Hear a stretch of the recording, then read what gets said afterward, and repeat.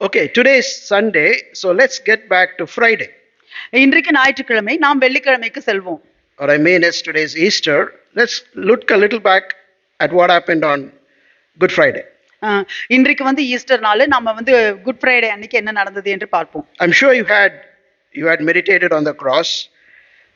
நீங்கள் வந்து அந்த சிலுவையை குறித்து நீங்கள் தியானம் பண்ணி இருப்பீர்கள். But recently I came across a very profound message which was adding on to the excitement or the passion around his death of Jesus Christ on the cross, which made me quite excited, and I wanted to share that with you before I get back to Sunday. நான் இந்த நாட்களில் நான் வந்து இந்த ஒரு முக்கியமான ஒரு செய்தியை குறித்து கேட்டேன். அது மிகவும் நமக்கு ஒரு ஆர்வத்தை தூண்டுகிறதாக இருக்கிறது. அந்த சிலுவையை குறித்தும் இயேசு கிறிஸ்துவினுடைய மரணத்தை குறித்தும் பார்க்கும் பொழுது இன்னும் அதிக ஆர்வத்தை நமக்கு உண்டு பண்ணுகிறது. அதை நான் முதலில் சொல்ல விரும்புகிறேன். Now we know that every gospel writer wrote about the suffering of Jesus, the crucifixion, etc., etc. நான் பார்க்கிறோம், சுவிசேஷத்துல எல்லா சுவிசேஷத்தை எழுதினவர்கள் எல்லோருமே வந்து இயேசு கிறிஸ்துவினுடைய சிலுவை மரணத்தை குறித்தும் அவருடைய பாடுகளை குறித்தும் எழுதி இருக்கிறார்கள். But the way Mark presents this is very unique. ஆனால் மார்க்கு சுவிசேஷத்துல மார்க்கு எழுதி இருக்கிறது அது மிகவும் தனித்துவம் வாய்ந்ததாக இருக்கிறது. In fact, Mark was writing to the Romans, people who lived in Rome and who lived in the Roman Empire, who were aware of the customs, the culture, the practices, the military, etc., etc. So he was writing to that group of people. இவர் mark எழுதுறது வந்து ரோமர்களுக்கு எழுதுகிறார்.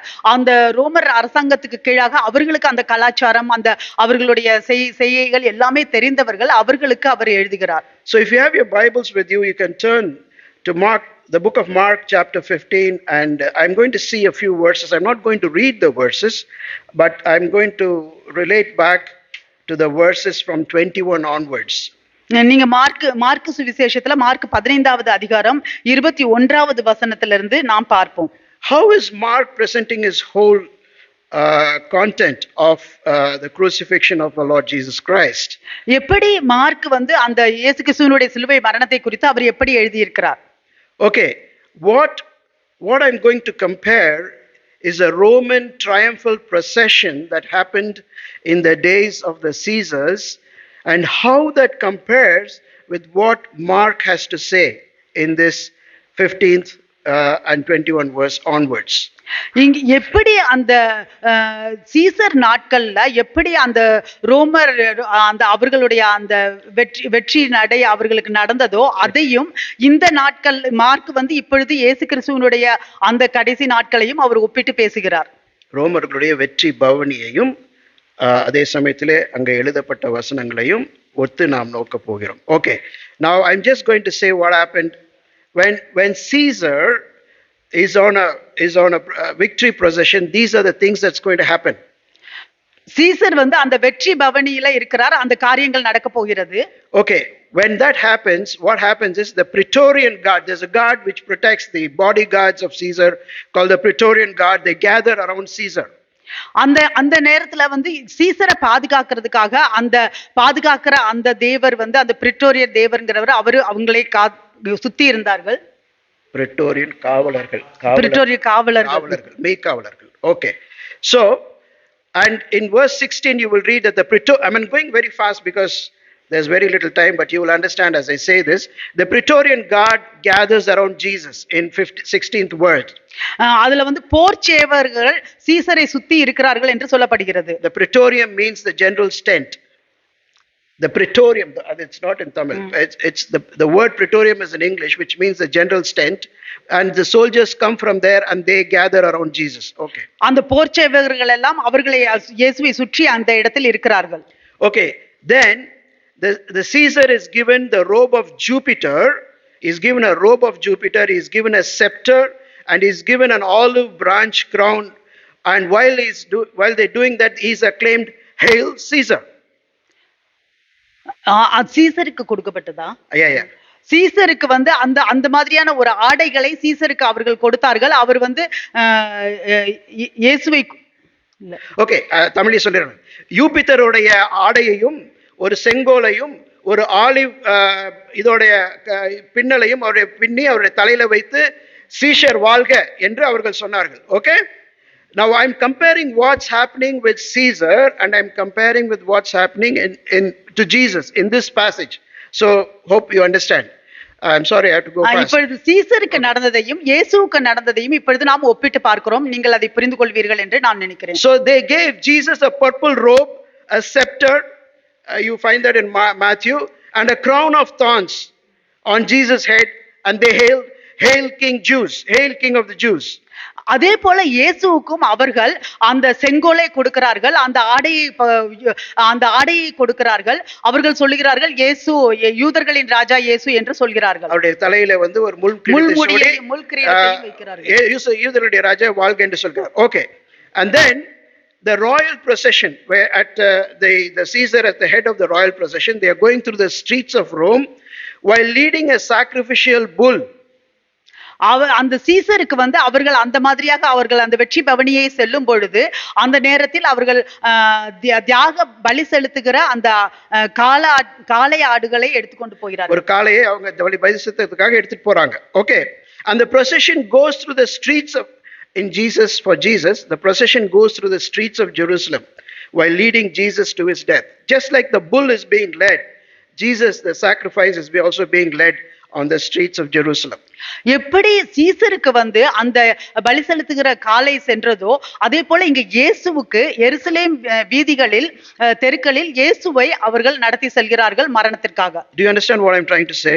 I'm comparing, okay? நான் என்ன சொல்ல வருகிறேன் என்று புரிகிறதா? Okay, the procession then goes to what is called the Capitolian Hill, which is actually the meaning is the head hill in Rome. அந்த வெற்றி பவனி வந்து அந்த ரோமர் ஹில் அந்த இடத்துக்கு அவங்க போகிறார்கள்.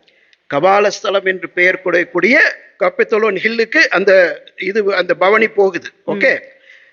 And here in the verse 22 you will read that the procession is going to Golgotha, which is also meaning the place of skull. அந்த அதுல வந்து கபாலஸ்தலம் என்ற அர்த்தம் கொள்ளும் கொல்கோத்தா என்னும் இடத்திற்கு அவரை கொண்டு போகிறார்கள். Okay, then when they reach that place, the Caesar is given a bowl of wine mixed with myrrh, which is sacrificially refused and poured on the ground. சீசருக்கு வந்து அவர்கள் அந்த வெள்ளை போலம் கலந்த திராட்சை ரசத்தை அவர்களுக்கு கொடுக்கிறார்கள். அவர் அதை தியாகம் பண்ணுகிற போது அவர் ரோடில் அந்த தெருக்களில் ஊற்றுகிறார். தியாகப்பலியாக அது ஊற்றி விடுகிறார். Okay, now in verse 23 Mark says Jesus offered wine mixed with myrrh, but he refused it. அதே போல இங்க மார்க் சொல்லுகிறார், இயேசுவுக்கும் வெள்ளை போலம் கலந்த திராட்சை ரசத்தை அவருக்கு கொடுத்தார்கள், ஆனால் அவர் அதை மறுத்துவிட்டார். Okay, in the Capitolian Hill, the bull which was led is slaughtered. அந்த கபால ஸ்தலத்துல அவர்கள் சென்ற அந்த காளையானது அங்கே அடிக்கப்பட்டது. And in verse 24 Jesus is crucified. அதே போல 24வது வசனத்தில் பார்க்கிறோம், இயேசு கிறிஸ்துவையும் சிலுவையில் அறைந்தார்கள். Then Caesar climbed the steps of the temple of Jupiter with his royal officials, one on his right and one on his left. Caesar அந்த ஜூபிட்டர் இடத்துக்கு வந்து அவருடைய அந்த அரசாங்க தலைவர்கள் கூட ஒரு பக்கம் வலது பக்கமும் இடது பக்கமும் அவர்களோடு அவர் போகிறார். Jesus had two criminals crucified on his right and his left. இயேசுவும் அவர் சிலுவையில் அவரோடு இரண்டு பக்கமும் வலது பக்கமும் இடது பக்கமும் ரெண்டு குற்றவாளிகள் அவரோடு கூட சிலுவையில் அறைந்தார்கள். Crowds acclaimed Caesar and sang his praises. சீசரை பார்த்து அந்த கூட்டங்கள் எல்லாம் அவரை புகழ்ந்தது. But the crowds mocked Jesus and insulted him. ஆனால் இந்த கூட்டம் இயேசு கிறிஸ்துவை பார்த்து கேலி செய்தது. In verse 39 Mark says that the centurion says, surely this man was the son of God. 39வது வசனத்துல சொல்லுகிறது, அந்த நூற்றுக்கு அதிபதி சொன்னார், உண்மையாகவே இவர் தேவகுமாரன் என்று. And many of the Caesars were known as son of God. அந்த பல சீசர்கள் அவர்களுக்கு தெரியும் அவர் தேவகுமாரன் என்று. So to remove any doubt, Pilate put an inscription on the cross saying King of the Jews. இந்த சந்தேகத்தை எல்லாம் எடுப்பதற்காக பிலாத்து அவர் சொன்னார், யூதர்களின் ராஜா என்று அவர் அந்த எழுதியிருந்தார். Of course, whatever they did to Jesus was done in mockery. இயேசுவுக்கு செய்ததெல்லாம் அவர்கள் கேலியாக செய்தார்கள். They insulted him. அவரை இகழ்ச்சியாக பண்ணினார்கள். They shamed him. அவரை வெட்கப்படுத்தினார்கள். But in the midst of all that, Mark is trying to give us a message. ஆனால் இதற்கு மத்தியில மார்க் நமக்கு ஒரு பிரசங்கத்தை சொல்ல விரும்புகிறார். What is that? அது என்ன? He's writing this after many years, right, of the crucifixion. இதை அவர் அந்த சிலுவையில் அறைந்ததுக்கு பிறகு பல நாட்களுக்கு பிறகு இதை அவர் எழுதுகிறார், வருடங்களுக்கு பிறகு எழுதுகிறார். And he says, he's writing to the Romans, you think that you crucified this man. அவர் ரோமர்களுக்கு எழுதுகிறார், நீங்க நினைக்கிறீங்க இவரை நீங்கள் சிலுவையில் அறைந்தீர்கள் என்று. But he was not crucified as you think. ஆனால் நீங்கள் நினைக்கிறபடி அவர் சிலுவையில் அறையப்படவில்லை. This was actually his coronation ceremony. ஆனால் இது உண்மையிலேயே அவரை நியமிக்கப்படுகிற ஒரு விசேஷமான ஒரு ஆராதனை. அவருடைய மகுடாபிஷேக நாள். மகுடாபிஷேகம். He was crowned. That's what so Mark is trying to say Jesus was not the poor sinner or a convict who was innocently murdered, but he is the king and he's the king of the Jews. இங்கே mark சொல்லுகிறார், அவர் நீங்கள் நினைக்கிற மாதிரி அவர் மிகவும் ஏழையான பாவி, அவர் இப்படியாக அவர் சிலுவையில் அறையப்பட்டார் என்று அல்ல, அவர் ராஜாவுக்கு ராஜாவாக இருக்கிறார். அது முன்பாகவே அது நியமிக்கப்பட்டது என்று. So on that day Israel and Rome joined together, and the evil powers, the powers behind them, satanic powers, they thought by crucifying Lord Jesus Christ they could silence him forever. அந்த நாள்ல இஸ்ரவேல் ஜனங்களும் ரோமரும் அவர்கள் சேர்ந்து கொண்டு அவர்களுக்கு பின்பாக இருக்கிற அந்த சாத்தானுடைய வல்லமையானது எல்லாரும் சேர்ந்து அவர்கள் நினைத்தார்கள் இயேசுவை சிலுவையில் அறைந்ததுக்கு பிறகு எல்லாமே அப்படியே அமைதியாகி விடும் என்று நினைத்தார்கள். On the contrary, they had crowned him as king of the Jews. ஆனால் அதற்கு மாறாக அவர்கள் யூதர்களின் ராஜா என்று அவருக்கு முடிசூட்டினார்கள். As a result, his disciples were so afraid, were scared, found it very hard to come near the cross, who ran away. They started preaching Jesus Christ as the Messiah, which means anointed, or he is the king. அந்த நாட்கள்ல அவர்களுடைய சீஷர்களும் அவர்கள் மிகவும் பயந்து, அவர்கள் அந்த சிலுவைக்கு அருகாமையில் வருவதற்கே அவர்கள் பயந்து, ஆனால் அவர்கள் வெளியில் சென்று அவரை குறித்து அவர்கள் பிரசங்கம் பண்ணினார்கள். On the day that Jesus was crucified on the cross, Caesar was the king of the whole of the Roman Empire, and there were about 50 million people under his rule. அவர் இயேசு கிறிஸ்துவை சிலுவையில் அறைந்த நாள்ல சீசர் தான் அந்த ரோமர் அரசாங்கத்தை ஆளுகிறவராக இருந்தார். அங்கே 50 கோடி ஜனங்கள் அங்கே இருந்தார்கள். 50 கோடி ஜனங்கள் 5 கோடி ஜனங்கள் 5 கோடி ஜனங்கள் 5 கோடி ஜனங்கள். Okay, today there's no Caesar. You can only read about Caesar in the history books. இன்னைக்கு சீசர் இல்ல, நாம் சீசரை குறித்து வரலாற்று புத்தகத்தில் தான் நாம் படிக்க முடியும். But the man who was hanging on the cross had about 500 known followers on the day he died. I mean, there could have been more, but the number that we are given in the New Testament is about 500. So he had 500 followers on the day that he was crucified. ஆனால் இயேசு கிறிஸ்து அவரை சிலுவையில் அறைந்த அன்று அவருக்கு 500 பேர் அவரை பின்பற்றுகிறவர்கள் இருந்தார்கள். Today, இன்றைக்கு he's the king of the world. அவர்தான் இந்த உலகத்தின் ராஜாவாக இருக்கிறார். With more than 2 billion followers. இன்றைக்கு 2 கோடிக்கும் மேலான ஆட்கள் இருக்கிறார்கள். Would you say hallelujah? Hallelujah. Hallelujah. Praise the Lord. Praise the Lord. At every defeat, எல்லா தோல்வியும், at every time you are shamed, அவரை வெட்கப்படுத்தின நேரத்தில் எல்லாம், at every time you are shamed, நீங்க வெட்கப்படுகிற நேரத்தில் எல்லாம், at every time you think you are losing, எந்தெந்த நேரமெல்லாம் நீங்கள் நினைக்கிறீர்களோ நீங்கள் தோற்கிறீர்கள் என்று remember, ஞாபகத்தில் வைத்துக் கொள்ளுங்கள், God can change it. தேவன் அதை மாற்ற முடியும். He can make you rulers. அவர் உங்களுடைய அதிகாரிகளை மாற்றும். இது sorry I got carried. It's okay. So what was the cross? That's the main thing. What was the cross? Cross was a symbol of pain, suffering, shame, rejection, sorrow, grief. சிலுவை என்றால் என்ன? சிலுவை என்பது அது வலியை குறிக்கிறது, துன்பத்தை குறிக்கிறது, அது கஷ்டத்தை குறிக்கிறது, அதையெல்லாம் குறிக்கிறது சிலுவை. But the cross also is a symbol of love and forgiveness. அதே நேரத்துல சிலுவை என்பது அன்பையும் குறிக்கிறது, மன்னிப்பையும் குறிக்கிறது. Please remember this as we go further in the message, because that's very central. That's why I came back to this passage, because if you don't understand that, you're not going to understand. We don't completely understand what happened on Easter. நீங்கள் அதை ஞாபகத்தில் வைத்துக் கொள்ளுங்கள். அதுதான் மிகவும் முக்கியமான மையமான குறிப்பாக இருக்கிறது. அதை நாம் புரிந்து கொண்டோம் என்றால் தான் நாம் ஈஸ்டரை குறித்து புரிந்து கொள்ள முடியும். Okay, what happened on Sunday? What happened on Easter day?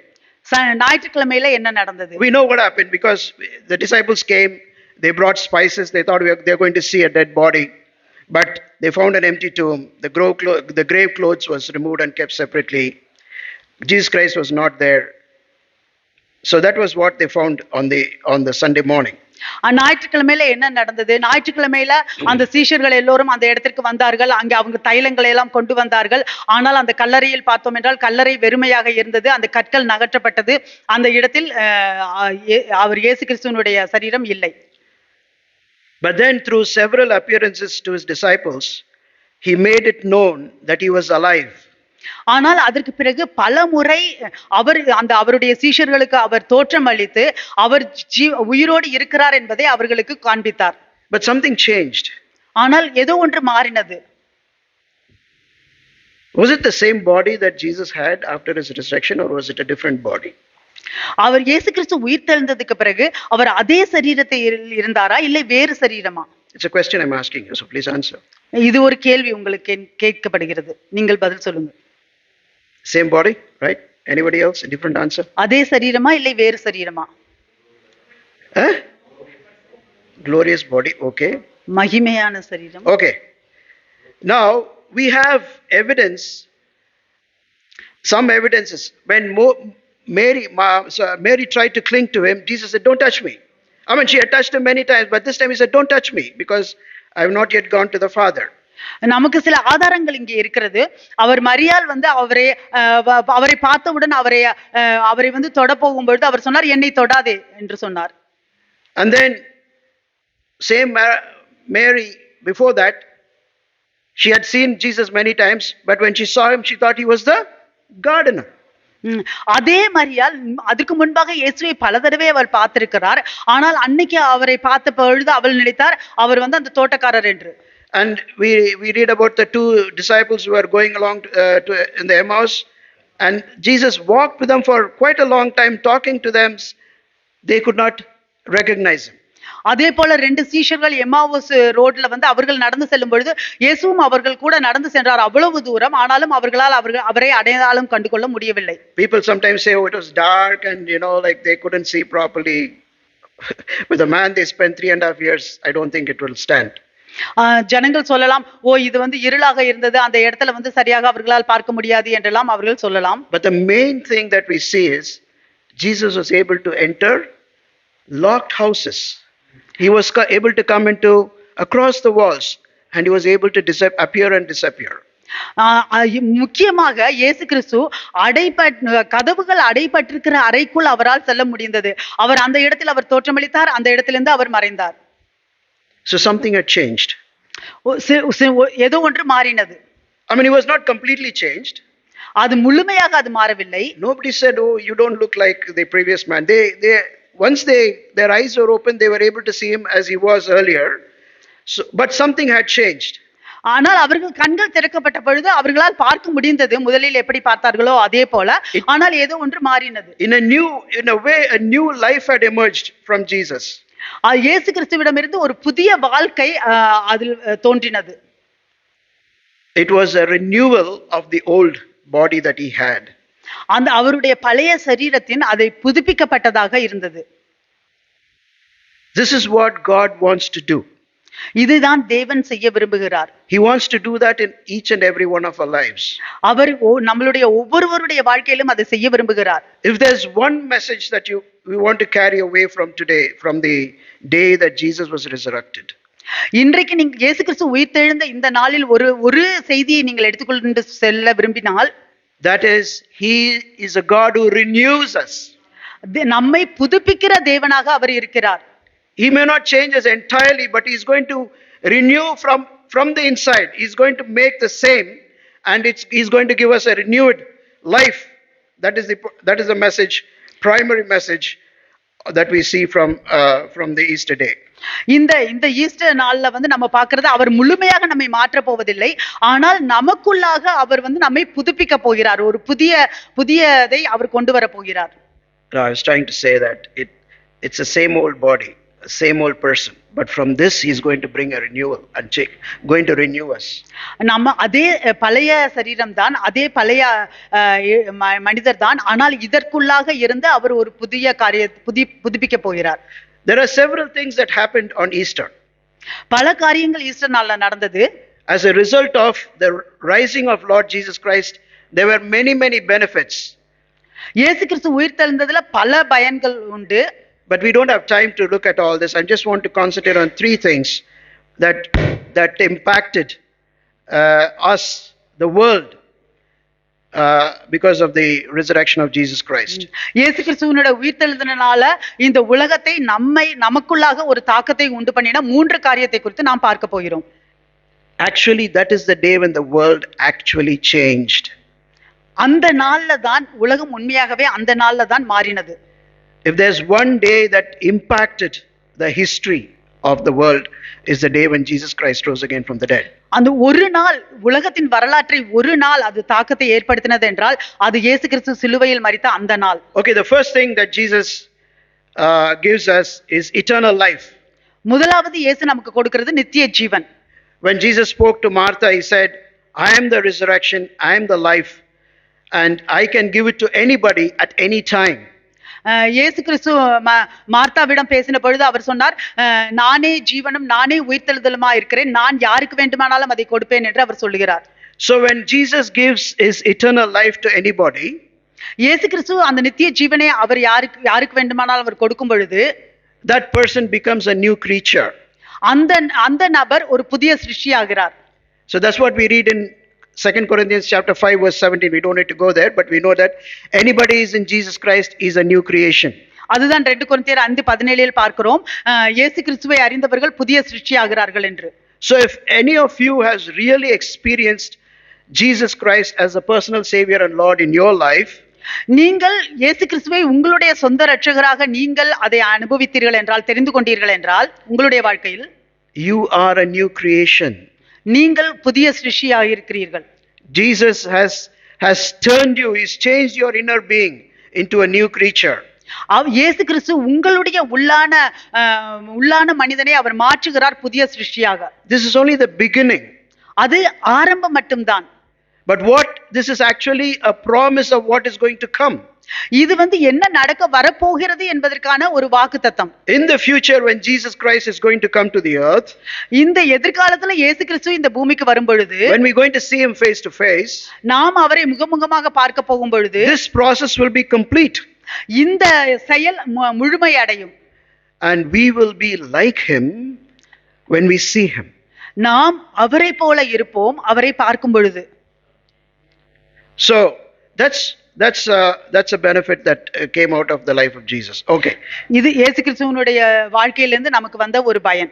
So what happened is next is Jesus Christ is reigning at the moment. He is reigning as king. Now remember, the board, what actually Pilate did, the board that Pilate put on him was actually a prophecy, King of the Jews. So Jesus is actually reigning, and he is in the process of putting the enemies of the righteous ones under his feet, or he's going to subdue them. இப்பொழுது actually அவர் பிலாத்து வந்து அவர் போட்டார்ல யூதர்களின் ராஜா என்று, அது உண்மையிலேயே அது வந்து ஒரு தீர்க்க தரிசன மாதிரி. இன்றைக்கு இயேசு கிறிஸ்து ஆளுகிறவராக இருக்கிறார். அவர் இன்றைக்கு அவருடைய அந்த நீதிமான்களின் எதிரிகளை அவருடைய பாதப்படியில் போடுகிறவராக இருக்கிறார். So Christ is, when you read about this in Psalm 8 and 110, if you want to see, I mean, you can go back and read these passages. I would love to read them, but there's just no time. But you read about this in Psalm 8 and 110. நீங்கள் இதை சங்கீதம் 8லையும் 110லையும் நீங்கள் போய் படித்து பார்க்கலாம். மிகவும் ஒரு அற்புதமான ஒரு பகுதி. So Jesus Christ is reigning. He is reigning as king, and God has promised him that he will put his enemies under his feet. இயேசு கிறிஸ்து ஒரு ராஜாவாக அவர் ஆளுகை செய்கிறவராக இருக்கிறார். தேவனானவர் அவருக்கு வாக்குத்தத்தம் பண்ணுகிறார், அவருடைய எதிரிகளை அவருடைய பாதப்படியில் போடுவேன் என்று. Okay, so remember that as we look further. நாம் இன்னும் முன்னோக்கி பார்க்கும் பொழுது நீங்கள் அதை ஞாபகத்தில் வைத்துக் கொள்ளுங்கள். But now when you look at the world around you, you might think, oh, this doesn't seem to be happening. நீங்கள் இப்பொழுது நம்ம உலகத்தை நாம் சுற்றி பார்த்தோம் என்றால், சுற்றி நடக்கிறதையெல்லாம் பார்க்கும் பொழுது, ஓ இது நடக்கிற மாதிரி இல்லையே என்று நாம் நினைப்போம். Where is this change happening? எங்கே இந்த மாற்றம் நடக்கிறது? The change is actually happening in the life of believers. இந்த மாற்றம் அந்த விசுவாசிகளின் வாழ்க்கையில் நடக்கிறது. No, you should understand what really happened on AD 30 when Christ was crucified and he rose again. What happened? இயேசு கிறிஸ்துவை சிலுவையில் அறைந்த அந்த நாட்களில், அந்த AD 30 வந்து என்ன நடந்தது? There were not many people who believed on God or the God of the Old Testament. அப்ப வந்து நிறைய பல பேர் வந்து அவர்கள் தேவனை அவர்கள் விசுவாசிக்கவில்லை. The word says, Jesus says, Paul says that the world was under the control of the evil one. வார்த்தை சொல்லுகிறது, இயேசு சொன்னார், பவுல் சொல்கிறார், இந்த உலகம் அந்த சாத்தானுக்கு அடிமையில் இருக்கிறது என்று. So Jesus says, unless I bind the strong man, no one can enter his house and actually take his possessions. இயேசு சொன்னார், நான் பலவானை கட்டவில்லை என்றால் யார் ஒருவரும் அந்த வீட்டிற்குள் சென்று அவர்களுக்கு சேர்ந்ததை எடுத்துக்கொள்ள முடியாது என்று. So everybody except a very few people in the days of even Jesus were under the evil one. அந்த இயேசுவின் காலத்தில் கூட நிறைய பேர் வந்து அந்த சாத்தானுக்கு கீழே பொல்லாதவனுக்கு கீழாக இருந்தார்கள். But once Jesus Christ died and rose again, ஆனால் இயேசு கிறிஸ்து மரித்து உயிர்த்தெழுந்ததுக்கு பிறகு, that was when the evil one was bound. அப்பொழுதுதான் அந்த சாத்தானானவன் கட்டப்பட்டான். And once you see actually what happened, people were coming into the kingdom of God in thousands. அதுக்கு பிறகு பார்த்தோம் என்றால் ஜனங்கள் எல்லாம் ஆயிரக்கணக்காக தேவனுடைய ராஜ்யத்தில் வர ஆரம்பித்தார்கள். As I said earlier, the Caesar had about 50 million people. நான் சொன்னது போல 50 கோடி ஜனங்கள் சீசருக்கு இருந்தது போல. There were only 500 believers.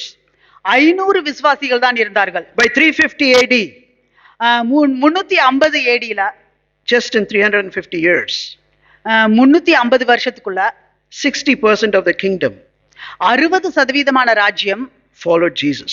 இயேசுவை பின்பற்றினார்கள். Hallelujah. Hallelujah. You understand that? That's where the world is changing. அங்கதான் அந்த உலகம் மாறுகிறது. I mean, there are a lot of other things I can say, but lack of time I'm not saying.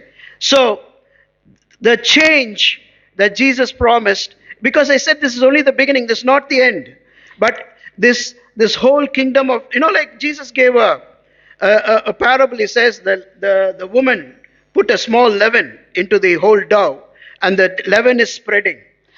இங்க அந்த மாற்றம் உண்டாகிறது. இயேசு அந்த ஒரு உவமையை சொன்னார் அல்லவா, அந்த ஸ்திரீயானவள் அவர் அந்த புளிப்பில்லாத அப்பத்தில் அவள் கொஞ்சம் அந்த சரி, அதாவது அவர் சொன்னார் இல்லையா, அந்த ஒரு ஸ்திரீ வந்து புளித்த மாவு வந்து பெரிய மாவுல போடும்போது அது எல்லா மாவும் புளிக்குது. So it's spreading.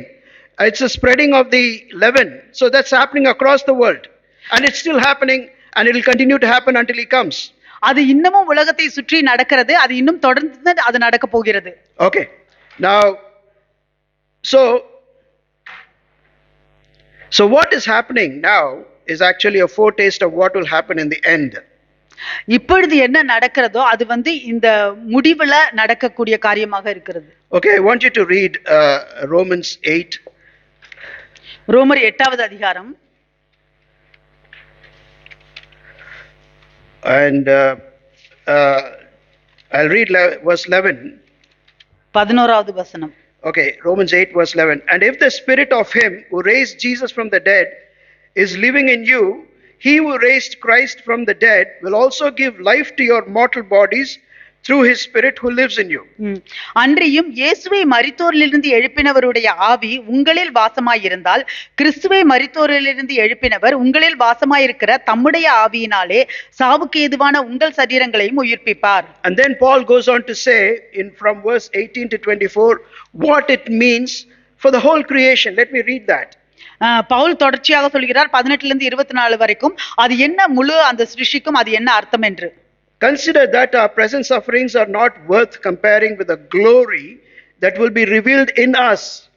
The creation waits in eager expectation for the sons of God to be revealed. For the creation was subjected to frustration, not by its own choice, but by the will of the one who subjected it, in hope that the creation itself will be liberated from its bondage to decay and brought into the glorious freedom of the children of God. We know that the whole creation has been groaning as in the pains of childbirth right up to the present time.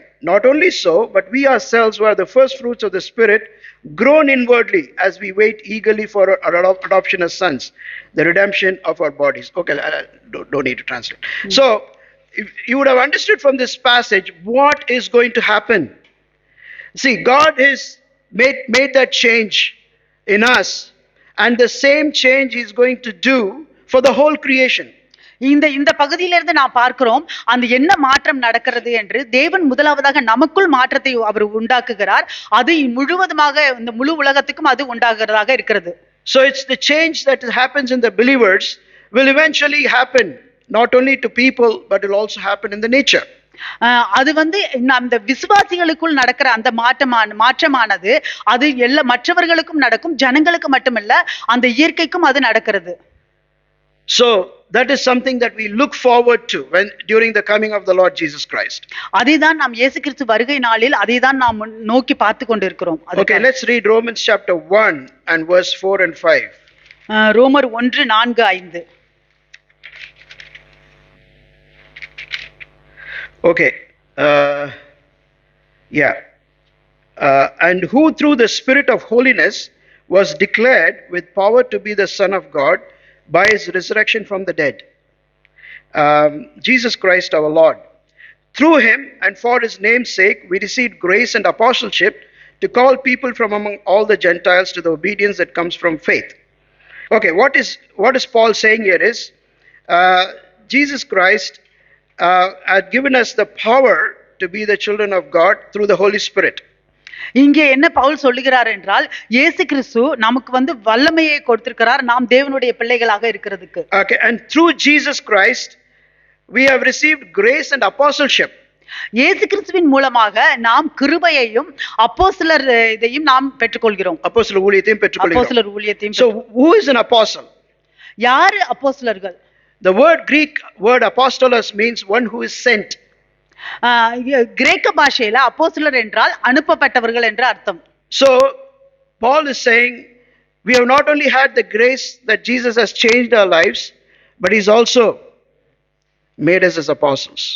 அதுதான் பவுல் சொல்லுகிறார், நமக்கு இயேசு கிறிஸ்துவிடமிருந்து நாம் கிருபையை மற்றும் பெற்றுக்கொள்ளவில்லை, நம்மையும் அவர் அப்போஸ்தலர்களாக அவர் மாற்றுகிறார் என்று சொல்கிறார். I told this here before, but remember again, there are two types of apostles in the Bible. வேதத்துல வந்து ரெண்டு விதமான அப்போஸ்தலர்கள் இருக்கிறார்கள். The one with a capital A are the 12+1 who had witnessed to the resurrection of Jesus Christ. அந்த capital ஏல இருக்கிறதெல்லாம் வந்து அவர்கள் இயேசு கிறிஸ்து உடைய உயிர்த்தெழுதலை சாட்சியா பார்த்தவர்கள். But there were another group of apostles with a small a. They did not actually see the resurrection of Jesus, but they were sent out by apostles and by leaders of the church for some special purpose. அதுக்கு சின்ன ஏல வந்து அப்போஸ்தலர்ஸ் இருக்கிறது. அவர்கள் வந்து இயேசு கிறிஸ்துவினுடைய உயிர்த்தெழுதலை அவர்கள் கண்களால் பார்க்கவில்லை, ஆனால் அவர்கள் எல்லோரும் அனுப்பப்பட்டவர்கள் இயேசு கிறிஸ்துவினுடைய ஊழியத்துக்காக. Okay, Jesus has given us eternal life. இயேசு கிறிஸ்து நமக்கு நித்திய ஜீவனை கொடுத்திருக்கிறார். Through that the death is destroyed forever. அதன் மூலமாக மரணம் எப்பொழுதும் அழிக்கப்பட்டது. Okay, Jesus is right now reigning and He's waiting to put His enemies under the feet. இந்த வேளையில் இயேசு கிறிஸ்து ஆளுகை செய்கிறவராக இருக்கிறார். அவர் எதிரிகளை பாதத்தடியில் போடுவதற்கு காத்திருக்கிறார். He has given us the privilege of being apostles or sent ones for His sake. அவருக்காக இயேசு கிறிஸ்து நமக்கு அப்போஸ்தலர்கள் என்கிற பாக்கியத்தை கொடுத்திருக்கிறார், அனுப்பப்பட்டவர்கள் என்ற பாக்கியத்தை கொடுத்திருக்கிறார். So the apostles are sent for the purpose of doing the work with God for the new creation. இந்த அப்போஸ்தலர்கள் அனுப்பப்பட்டது எதற்காக என்றால் அது தேவனோடு கூட அந்த புதிய சிருஷ்டிக்காக ஊழியங்களை செய்வதற்காக. See, the new creation is not something that's going to happen hundreds of years or thousands of years later. இந்த புதிய சிருஷ்டியானது ஒரு 100 ஆண்டுகளுக்கு பிறகு 1000 ஆண்டுகளுக்கு பிறகு நடக்க போகிற ஒரு காரியம் அல்ல. Jesus Christ is doing the work of new creation through you and through me right now as we are here. இன்றைக்கு இயேசு கிறிஸ்து உங்கள் மூலமாகவும் என் மூலமாகவும் அந்த புதிய சிருஷ்டியை அவர் இன்றைக்கு இப்பொழுது செய்கிறார். So let me come to the last part. I have very little time. What it means for us today and tomorrow. அது இன்றைக்கும் நாளைக்கும் நமக்கு அது என்ன அர்த்தம் நமக்கு கொடுக்கிறது? Daniel says in the book of Daniel, he says, God will set up a kingdom on earth that will not end. தானியேல் புத்தகத்தில் அவர் சொன்னார், தேவனானவர் இங்கே இந்த பூமியில ஒரு ராஜ்யத்தை கட்டுவார், அது முடிவில்லாதது என்று. That kingdom was set up when Jesus Christ rose again from the dead. அந்த ராஜ்யமானது இயேசு கிறிஸ்து மரணத்திலிருந்து உயிர்த்தெழுந்த அன்றைக்கு அது கட்டப்பட்டது. So what is this kingdom like? அந்த ராஜ்யம் எப்படிப்பட்டது? Psalm 72 says, there is a just king who will help the poor and the needy. அந்த ராஜ்யத்தில் அவர் நியாயமான ஒரு ராஜா இருப்பார், அவர் ஏழைகளையும் தேவையுள்ளவர்களையும் அவர் சந்திப்பார். Okay. So and in Psalm 2 verse 8, God says that you are not only the king of the Jews, but you will become the king of the whole world. அந்த சங்கீதம் 2ல சொல்லப்படுகிறது, நீங்கள் யூதாவின் ராஜா மட்டுமல்ல, நீங்கள் இந்த உலகத்தின் முழு உலகத்திற்கும் ராஜா என்று சொல்லப்படுகிறது. And Jesus said to his disciples, just as my father sent me, I am sending you into the world. இயேசு அவருடைய சீஷர்களிடம் சொன்னார், என்னுடைய பிதா என்னை எப்படி அனுப்பினாரோ அதே போல நான் உங்களை இந்த உலகத்திற்குள் அனுப்புகிறேன் என்று. So that is the commission that we receive on the day of Easter. அந்த நம்ம ஒப்பு கொடுத்தல் தான் இன்றைக்கு ஈஸ்டர் நாள்ல நாம் பெற்றுக்கொள்கிறோம். To be sent by Jesus. இயேசு கிறிஸ்துவினால அனுப்பப்படுகிறவர்கள். Okay. So the church is to move forward. இந்த சபையானது முன்னோக்கி செல்ல வேண்டும். They have to carry with them the pain of the suffering world. இந்த உலகத்தின் பாடுகளை அவர்கள் சுமந்து கொண்டு செல்ல வேண்டும். And they will be sharing in the suffering that the people are suffering in the world. அவர்கள் இந்த உலகத்தில் இந்த மக்களுடைய பாடுகளை அவர்கள் பகிர்ந்து கொள்கிறவர்களாக இருக்க வேண்டும். And just like Jesus won the victory through shame, through pain, through suffering, this ministry has a lot of pain and suffering. எப்படி இயேசு கிறிஸ்து அந்த வெட்கத்தின் மூலமாகவும் பாடுகளின் மத்தியிலும் அவர் எப்படி வெற்றி சிறந்தாரோ அதே போல இன்றைக்கு நமக்கும் இந்த ஊழியத்துல பாடுகளும் வெட்கமும் இகழ்ச்சியும் இருக்கிறது. So what is Christian mission? கிறிஸ்துவ பணி என்றால் என்ன? It is carrying the cross, அது சிலுவையை சுமப்பது, through which we discover அதிலிருந்து நாம் கண்டுபிடித்தது என்னவென்றால் that this power that moves and renews the world, because it is coming from an unconquerable God. அந்த வல்லமையானது இந்த உலகத்தை மாற்றுகிறதாக இருக்கிறது, ஏனென்றால் அது அந்த வெற்றி சிறந்த தேவனிடத்திலிருந்து வருகிறது. I just want to finish with a small example. I won't take long. Okay. ஒரு சின்ன உதாரணத்தோடு நான் முடிக்க விரும்புகிறேன். A huge Gothic church was being built 200-300 years ago. 200-300 ஆண்டுகளுக்கு முன்பாக ஒரு பெரிய கோதிக் சபை கட்டப்பட்டது. And there was this mason. He was working. He was given a particular task to chisel away a stone in a particular fashion. அந்த இடத்துல ஒரு சிற்பி அவர் அங்க வேலை செய்கிறார். அவருக்கு ஒரு குறிப்பிட்ட வேலை கொடுக்கப்படுகிறது. அந்த வேலையை அவர் செதுக்க வேண்டும். ஒரு கல்லை கொடுத்து அதை இந்த மாதிரி செதுக்க வேண்டும் என்று சொல்லி அவருக்கு ஒரு கல் கொடுக்கப்பட்டிருக்குது. அவர் ஒவ்வொரு நாளும் அதை செதுக்கி கொண்டிருக்கிறார். Okay. As he is doing that, as he chiseling away, he gets hurt. Okay, because he is using a hammer and a chisel, and many times he is getting hurt. He is working in the sun, he is sweating, and when the work is finished, he is not really satisfied with the work. அவர் அந்த கற்களை செதுக்கி கொண்டிருக்கும் பொழுது அவர் நிறைய தடவை அவர் காயப்படுகிறார், காயமடைகிறது அவருடைய கைகளில். அவர் வெயிலில் அவர் வேர்வையோடு அவர் கஷ்டப்பட்டு அந்த கற்களை செதுக்கி கொண்டிருக்கிறார். அந்த முடிவில் அவர் அதை பார்க்கும் பொழுது அவருக்கு அவ்வளவாக அதுக்கு திருப்தி இல்லை. But anyway, his work is finished. எப்படியோ அவருடைய வேலை முடிந்தது. And finally the master mason comes and builds the huge cathedral. அந்த பெரிய அந்த எஜமானர் அந்த சிற்பியானவர் அவர் பெரிய அந்த சபையை கட்டுகிறார், கேத்தீட்ரலை கட்டுகிறார். And this man comes and is able to see his stone amongst many stones. இந்த மனிதன் இந்த சிற்பி இந்த செதுக்கினவர் கல்லை செதுக்கினவர் அவர் பார்க்கிறார், அவருடைய செதுக்கின அந்த சிற்பமானது அங்கே பல கற்களுக்கு நடுவில் அவருடைய இதும் இருக்கிறது. When he thought I have not done a good job, அவர் நினைத்தார் நான் நல்ல வேலை செய்யவில்லை என்று. I struggled. நான் ரொம்ப போராடினேன். I think I actually failed in what I was supposed to do. நான் செய்ய வேண்டியதை நான் சரியாக செய்யவில்லை. நான் அது தோத்து விட்டேன். But the master mason has taken that stone and he's put it there and it's become part of a huge building and it's beautiful. ஆனால் அந்த எஜமானர் அவர் அதை எடுத்து அந்த பெரிய கட்டடத்தில் அவருடைய ஒரு செதுக்கின ஒரு கல்லையும் வைத்தார். இப்பொழுது அதுவானது அதில் ஒரு பெரிய பங்கை வகிக்கிறது. So this is what is the message of Easter, that we take part along with God in the ministry of new creation. இதுதான் இன்றைக்கு நமக்கு ஈஸ்டர் நாள்ல நம்ம எடுத்துக்கொள்கிற இந்த செய்தியானது, நாம் தேவனோடு கூட நாம் இந்த புதிய சிருஷ்டியை நாம் செய்கிறவர்களாக இருக்க வேண்டும். Okay, now Paul in that famous passage in 1 Corinthians chapter 15 where he writes about resurrection. 1 கொரிந்தியர் 15ல இயேசு கிறிஸ்து உயிர்த்தெழுதலை குறித்து சொல்லுகிறார், பவுல் சொல்லுகிறார். And at the end, after writing a whole beautiful treatise on the resurrection, this is what he had to say. அது சொல்லி முடித்துட்டு கடைசியாக அவர் என்ன சொல்கிறார் என்றால், Therefore, my dear brothers and sisters, of course, stand firm. Let nothing move you. Always give yourselves fully to the work of the Lord, because you know that your labor in the Lord is not in vain. ஆகையால் எனக்கு பிரியமான சகோதரரே, கர்த்தருக்குள் நீங்கள் படுகிற பிரயாசம் விருதாவாய் இராதென்று அறிந்து நீங்கள் உறுதிப்பட்டவர்களாயும் அசையாதவர்களாயும் கர்த்தருடைய கிரியையிலே எப்பொழுதும் பெருகுகிறவர்களாயும் இருப்பீர்களாக. I'm always excited by the ministry this church is doing. நான் இந்த சபை செய்கிற ஊழியங்களை பார்த்து நான் எப்பொழுதுமே ஆச்சரியப்படுவேன். The things that you do to reach out to people who are needy, who are suffering, who needs help, and you are there to do that in different ways.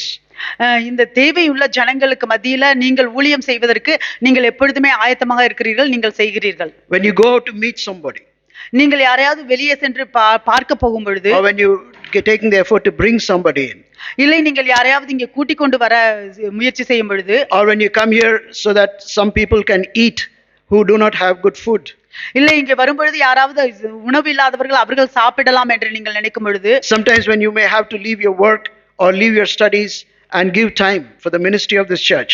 இல்லை சில நேரங்களில் நீங்கள் உங்களுடைய வேலையோ இல்லை உங்களுடைய படிப்பையோ விட்டுவிட்டு சபையுடைய ஊழியத்துக்காக நீங்கள் நேரத்தை ஒதுக்கும் பொழுது. Now I am not encouraging any of you to leave your studies or give that second place. No, please don't do that. This should not be an excuse. But if you are faithful to the Lord, that's my testimony. If you're faithful to the Lord will never let you down. Okay, but be balanced anyway. So every time you do that, நீங்கள் ஒவ்வொரு தடவையும் அதை செய்யும் பொழுது, you are participating in Jesus ministry of new creation. நீங்கள் இந்த புதிய சிருஷ்டியான இயேசு கிறிஸ்துவினுடைய ஊழியத்தில் நீங்கள் பங்கெடுக்கிறவர்களாக இருக்கிறீர்கள். So may God bless his words to us. தேவன் உங்களை ஆசீர்வதிப்பாராக.